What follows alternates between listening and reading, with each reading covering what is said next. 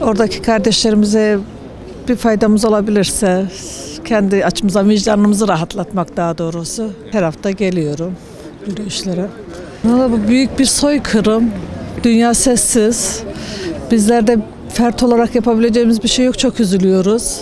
Çok mağduruz. Yani İslam Cumhuriyeti büyük bir şeye yayılmış ama liderler çok sessiz. Bize yapacağımız bir şey yok. Gücümüzün yettiğince ancak bu kadar bir boykot yapıyoruz. Bir de yürüyüşlere katılabiliyoruz. Keşke daha çok elimizden gelse. Oradaki kadınlara, doktorlara, çocuklara, bütün vatandaşa keşke yardımcı olabilsek insanlara.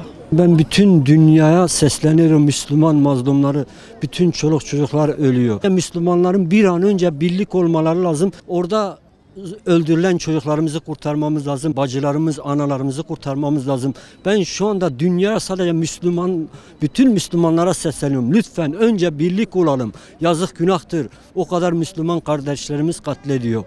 Allah'ın izniyle bütün Müslümanlar birlik olsa İsrail nedir ya, Amerika nedir, hiçbir şey yapamaz. Boykot iyidir ama boykot olacak şey değil, yani önlemini alamazdık bu gidişle. Yarın sıra bize gelecek.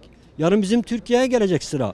Çünkü yani bu parti işi değil, bu Müslüman işi. Müslüman ölüyor ya, hepsi ölüyor. Buna bir dur demek lazım. Allah kahru perişan eylesin. O mazlumların hakkı onların yanında kalmayacak Allah'ın izniyle. Rabbime her gün dua ediyorum. İnşallah onlar kendi kanlarında boğulacaktır Allah'ın izniyle. Galip gelecektir. Artık sözlerin bittiği yere geldik diye düşünüyorum. Çok fazla yani söylenecek bir şey de kalmadı. Her gün daha ne kadar kötüsü olabilir ki diye düşünürken daha da kötüsünü yapmayı başarıyorlar.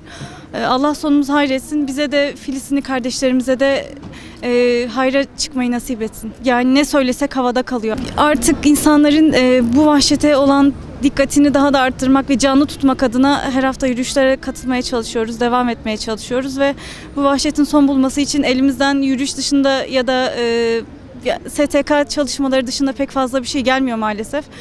Elimizden geldiğince devam etmeye çalışıyoruz, dikkat çekmeye çalışıyoruz. İnşallah bir an önce bu soykırım, bu vahşet de hayırla son bulur. Allah'tan başka temennimiz yok. Biz buraya Filistinli kardeşlerimiz için geldik. İsrail'in yaptıklarını lanetliyoruz ve Hamas'a selam gönderiyoruz. Biz buraya Filistin kardeşlerimiz için toplandık.